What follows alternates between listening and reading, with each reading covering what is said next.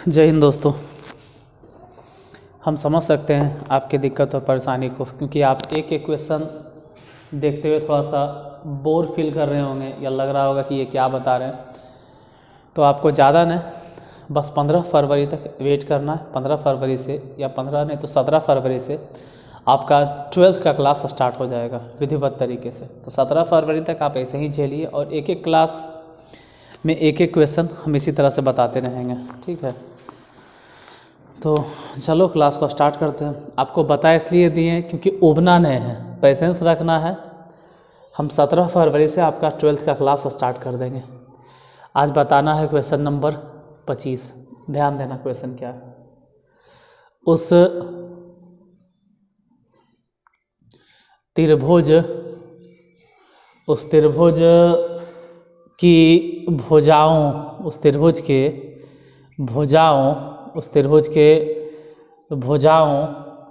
भुजाओं के समीकरण निकालें। उस त्रिभुज के भुजाओं के समीकरण निकालें। उस त्रिभुज के भुजाओं के समीकरण निकालें जिसके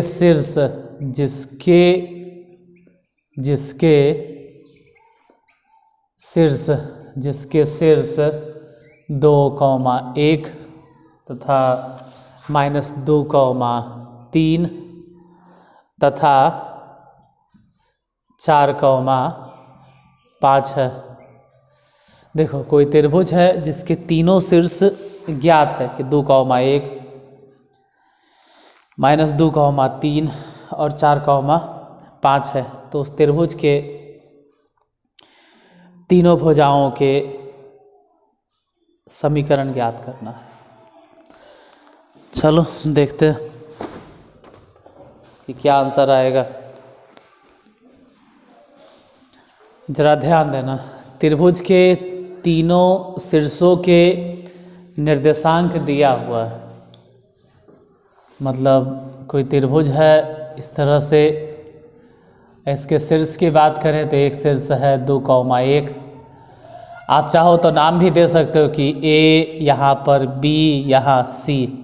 बी की अगर बात की जाए कि बी कितना है तो बी हो गया -2,3 -2,3। अगर सी की बात करें तो सी कितना हो गया 4,5। तो ए बी सी तीनों शीर्षों के नियामक दिए हुए हैं और आपको समीकरण बताना है भुजाओं का। देखो किस तरह से निकलेगा। पहले हम बात करते हैं ए बी का समीकरण, इक्वेशन ऑफ ए बी कि ए बी के समीकरण निकालो। तो ए बी का अगर इक्वेशन फाइंड करना है तो फॉर्मूला देखो, ए बी की बात चल रही है, ए और बी।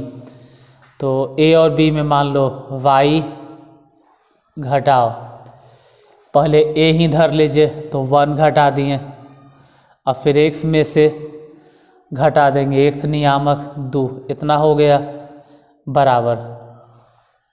अब क्या है कि यही 1 और यही 2 लिखना है, मतलब 1 लिखना है बटा में 2 लिखना है। मतलब ऊपर अगर 1 लिखे हैं तो y नियामक है, तो इस y नियामक में से ये वाला y नियामक घटा देंगे, और फिर जो x नियामक है ना 2, उसमें से ये वाला x नियामक घटा देंगे। तो घटाएंगे क्या, वो तो पहले से माइनस है, इसका मतलब है घटाने पे ही हो जाएगा प्लस। अब देखते हैं क्या बना। तो y -1 बटा x -2 बराबर, 1 में से 3 गया तो -2 बटा 4, हालांकि ये कट जाएगा, 2 दूनी 4,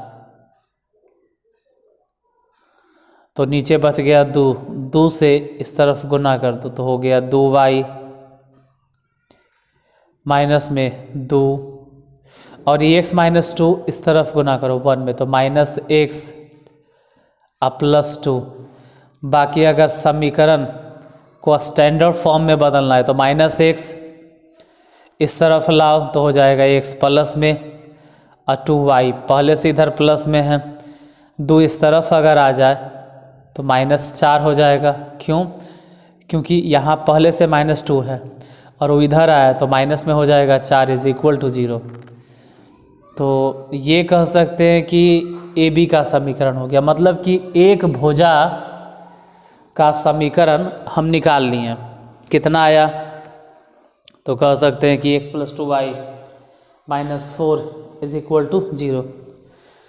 अब इसी तरह से दूसरे भुजा का भी समीकरण आप खुद से निकाल सकते हैं चाहें तो आप अपने सोचिएगा किस तरह से निकलेगा, हम ऐसे बताते हैं।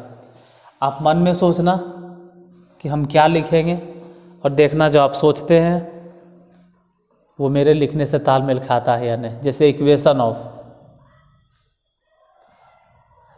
अब हम BC का समीकरण निकालने जा रहे हैं, इक्वेशन ऑफ BC। तो अगर ये निकालते हैं तो चलो इस बार डायरेक्ट लिखते हैं। पहले लिखेंगे y माइनस b और c, तो पहले 3 घटा देंगे, और फिर x में से ये क्या घटाई तो पहले से -2 हो जाएगा। फिर समझ लो कि 3 में से वो 5 घट गया, 3 में से न घटाना है यार y नियामक, तो घट गया तो -2, और फिर -2 में से अगर वो घट गया तो -6, हालांकि माइनस से माइनस कट गया, 2 तिया 6 कट गया, तो 3 से गुना कर दिए तो 3y और -3 तिया 9। इधर अगर गुना किए तो x + 2। देखो हम एक बात बताना चाहते हैं, जब भी आप समीकरण लिखो, खास करके 2 चर वाला रैखिक समीकरण अगर आप लिख रहे हो, 2 चर वाला क्या, इवन 1 चर वाला भी आप लिख रहे हो, तो उसमें जो पहला चर x आप मानते हैं वो x हमेशा पॉजिटिव मानना है। अगर उसको आप नेगेटिव में लिखोगे तो अजीब सा आंसर लगेगा। तो कोशिश करना कि x प्लस में हो, तो x प्लस में हो इसलिए x इधरे रह देते हैं, और 3y इस तरफ भेजे तो माइनस में 3y, 9 उस तरफ भेजे तो प्लस में 11, बराबर इधर नहीं कुछ तो 0 बचा। इतना आंसर जो भी है। इसी तरह से इक्वेशन एक और होगा, इक्वेशन ऑफ AC या CA, जो भी बात करें, इसका इक्वेशन फाइंड करो। तो y में से CA, y में से 5 घटा देते हैं y नियामक, और फिर x में से x नियामक घटा देते हैं 4। तो उसी तरह से फिर इधर लिखेंगे 5 बटा में 4, 5 में से 1 घट गया, 4 में से 2 घट गया। देखते हैं घटा के इस तरफ लिख देते हैं, क्योंकि ज़्यादा नीचे लिखेंगे तो शायद दिखाई नहीं देगा। इसे दिख तो रहा है, तो मेरे हिसाब से लिखने में ही फ़ायदा जब दिख रहा है। तो देखो यहाँ लिख देते हैं y - 5 काहे का, y - 5 में आप समझ लीजिए कि हम गुना तो करवे न करेंगे, 4 में से 2 गया तो 2, तो इस तरफ 2 गुना हो गया, इधर 5 में से 1 गया तो 4 होगा, वो 4 में गुना हो जाएगा x - 4। अब गुना करे से पहले भी काट दो 2 से इसको, तो इधर कुछ नहीं गुना करे की ज़रूरत है, y - 5 रह गया, और उधर अगर 2 गुना हो गया तो 2x - 8। हो सकता है कि नहीं दिखाई दे रहा हो, तो आंसर इस तरफ लिखते हैं 2x, और y उस तरफ चला जाए तो -y, फिर -8 पहले से है, 5 उधर भेज दो तो -3, बराबर इस तरफ नहीं कुछ तो आंसर 0। तो एक ये होगा आंसर, दूसरा यहाँ होगा आंसर, और तीसरा क्योंकि 3 भुजा है तो ये वाला ये वाला ये वाला, जरा आप आंसर मिला लीजिए कि आंसर आता है या नहीं। एक बार हम भी चेक कर लेते हैं। x + 2y - 4 ठीक है, फिर x - 3y + 11 ठीक है, उसके बाद फिर है 2x - y - 3। तो क्वेश्चन नंबर 25 में तो आंसर आ गया। फिर 26 में आंसर नहीं चाहिए, आंसर में मतलब 26 नंबर क्वेश्चन में साबित करना है। आपको साबित ये करना है कि